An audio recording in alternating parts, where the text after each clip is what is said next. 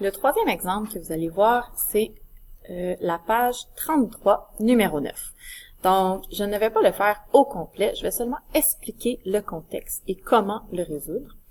Comment, dans le fond, trouver l'expression algébrique qui représente ce qu'on cherche. Alors, page 33, numéro 9. Au cours de sa deuxième journée de travail, Jennifer a gagné 6 $ de plus que pour sa première journée. Pour sa troisième journée de travail, elle a reçu 8 $ de moins que le double de sa deuxième journée de travail. Le quatrième jour, elle a gagné 28 $ de moins que la rémunération totale reçue pour les 3 premiers jours. Et j'ai écrit en haut de rémunération que ça voulait dire le salaire. Donc, autrement dit, c'est le quatrième jour, elle a gagné 28 $ de moins que le salaire total reçu pour les 3 premiers jours.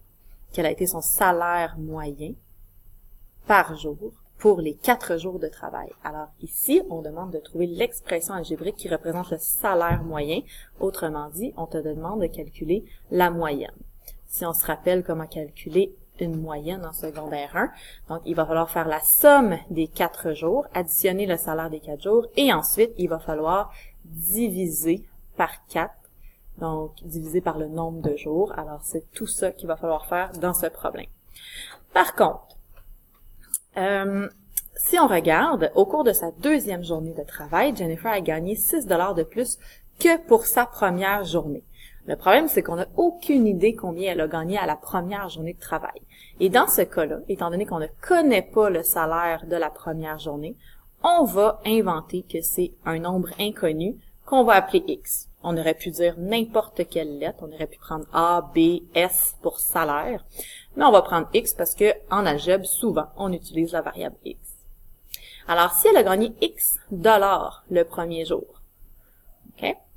Le deuxième jour, on sait qu'elle a gagné 6 $ de plus que le premier jour. Alors, 6 $ de plus, c'est donc l'expression algébrique X plus 6. Donc, c'est de cette façon qu'on va traduire, dans le fond, notre problème. Ensuite, est-ce qu'on a de l'information pour la troisième journée? Oui. Elle a reçu 8 $ de moins que le double de sa deuxième journée. Mais la deuxième journée, elle a gagné X plus 6 $. Eh bien, si elle a gagné le double de ça, c'est 2 fois X plus 6. Et ensuite, 8 $ de moins, il va falloir enlever 8 $. Donc, ici, ce n'est pas une expression algébrique réduite, expression algébrique réduite. Pour la réduire, il va falloir faire la distributivité, donc 2 fois X, 2 fois 6, et ensuite, il va falloir soustraire le 8.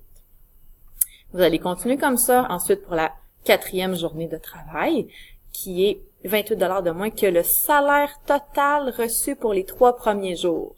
Donc, il va falloir bien sûr additionner les 3 et enlever 8 $. Finalement, quand vous allez avoir fait tout ça, vous serez en mesure de calculer la moyenne. Donc, bon cours!